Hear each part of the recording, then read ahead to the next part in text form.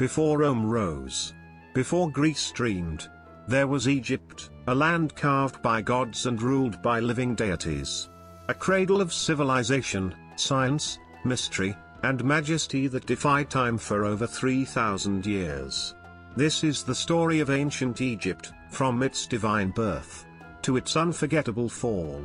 It all began along the Nile, the world's longest river.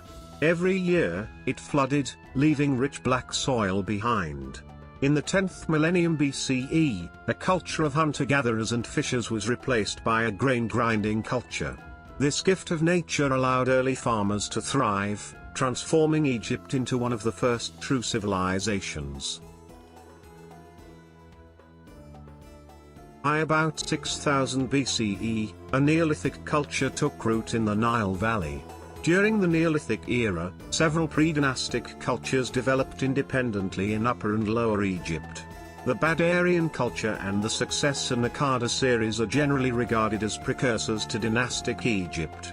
The earliest known Lower Egyptian site, Meramda, predates the Badari by about 700 years. Contemporaneous Lower Egyptian communities coexisted with their southern counterparts for more than 2,000 years, remaining culturally distinct, but maintaining frequent contact through trade. Around 3100 BCE, a powerful king named Menes united Upper and Lower Egypt. With a single crown and a single kingdom, Egypt was born. This led to a series of dynasties that ruled Egypt for the next 3 millennia. Egyptian culture flourished during this long period and remained distinctively Egyptian in its religion, arts, language and customs.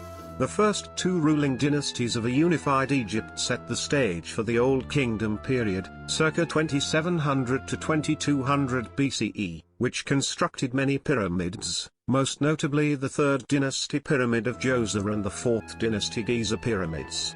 Ancient Egypt was a cultural superpower. They developed hieroglyphics, one of the oldest writing systems. They mastered medicine, mathematics, and astronomy, creating a 365-day calendar long before the modern world. Death was seen not as an end, but a journey. Hence the obsession with mummification, tombs, and the afterlife. Egypt's population was ethnically diverse, a mix of indigenous Africans, Nubians, Libyans, Levantines, and Semitic peoples from across the region.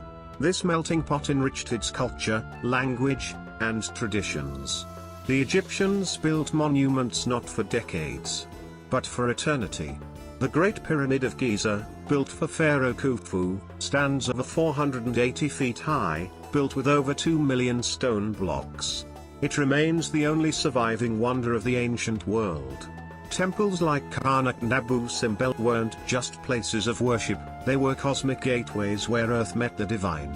The first intermediate period ushered in a time of political upheaval for about 150 years. Stronger Nile floods and stabilization of government brought back renewed prosperity for the country in the Middle Kingdom circa 2040 BCE, reaching a peak during the reign of Pharaoh Amenemhat III. A second period of disunity heralded the arrival of the first foreign ruling dynasty in Egypt, that of the Semitic Hyksos. The Hyksos invaders took over much of Lower Egypt around 1650 BCE and founded a new capital at Avaris. They were driven out by an Upper Egyptian force led by Ahmose I, who founded the 18th dynasty and relocated the capital from Memphis to Thebes. The new kingdom circa 1550 to 1070 BCE began with the 18th dynasty, marking the rise of Egypt as an international power that expanded during its greatest extension to an empire as far south as Tombos in Nubia, and included parts of the Levant in the east. This period is noted for some of the most well-known pharaohs. The rulers of Egypt were seen as gods in human form. They held absolute power, commanding armies, shaping laws, and even directing the weather through ritual. Some names still echo through history.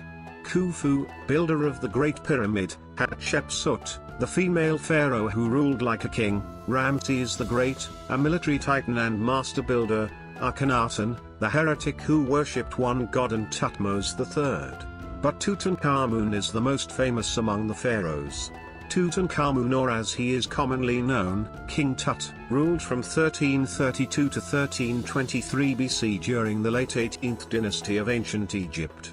He instituted the restoration of the traditional polytheistic form of ancient Egyptian religion, undoing a previous shift to the monotheistic religion known as Atonism. His reign is considered one of the greatest restoration periods in ancient Egyptian history. He became pharaoh between 8 and 9 years of age, following the short reigns of Pharaoh Akhenaten's successors, Smenkhare and Neferneferu Aten. On ascending the throne, he took the name Nebkeptah and reigned for about 9 years. During Tutankhamun's reign, the position of vizier, the highest-ranking official after the pharaoh, was split between Upper and Lower Egypt. The principal vizier for Upper Egypt was Usermontu. Another figure named Pentju was also vizier, but it is unclear of which lands. The country was economically weak and in turmoil following the reign of Akhenaten. Diplomatic relations with other kingdoms had also been neglected, and Tutankhamun sought to restore them, in particular with the Mitanni, a Hurrian-speaking state in northern Syria and southeast Anatolia, modern-day Turkey. Evidence of his success is suggested by the gifts from various countries found in his tomb. Despite his efforts for improved relations, battles with Nubians and Asiatics were recorded in his mortuary temple at Thebes, both victories for Egypt.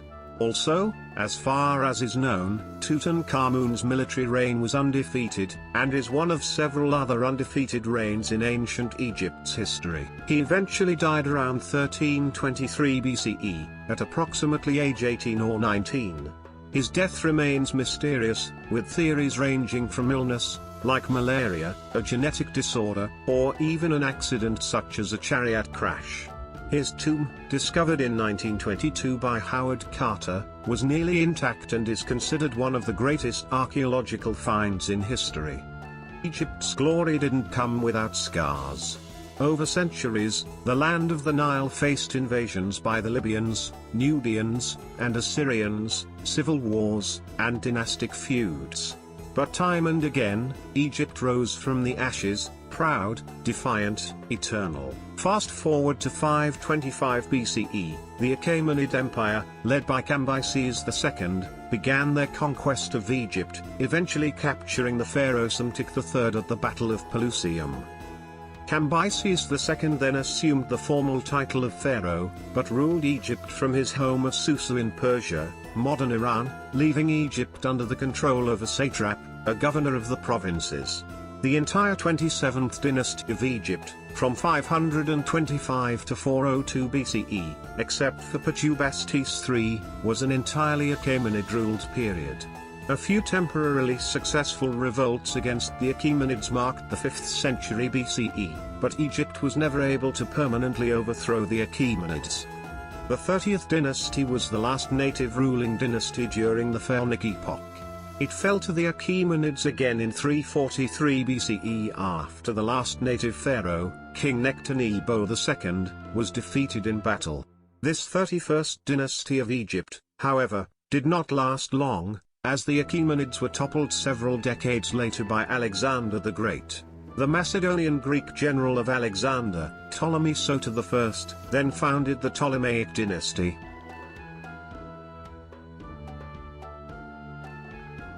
For over 3,000 years, Egypt wasn't just a kingdom, it was the heartbeat of the ancient world.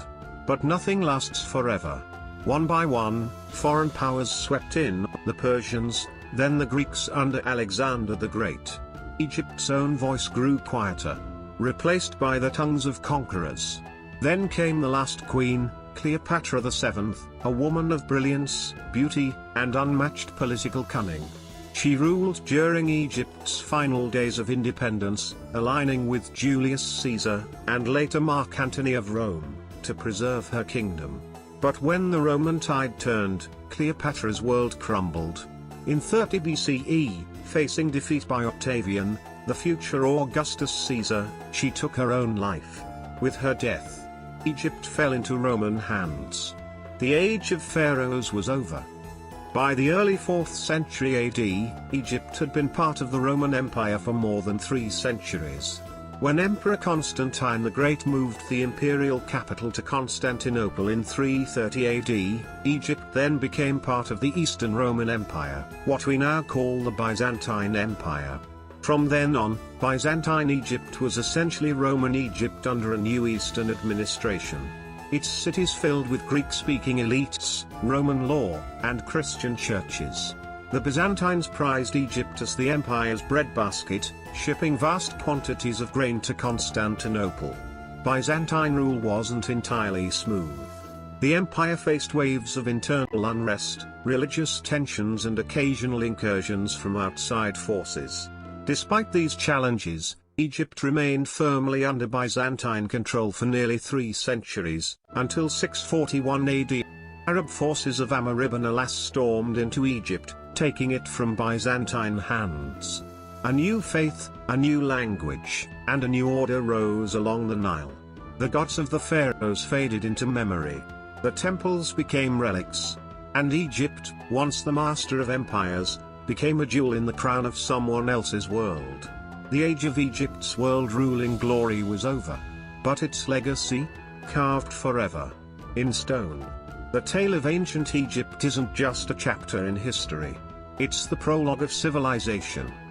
If you were captivated by this journey through time, like, subscribe, and ring the bell for more breathtaking history. Tell us in the comments, which ancient civilization should we explore next?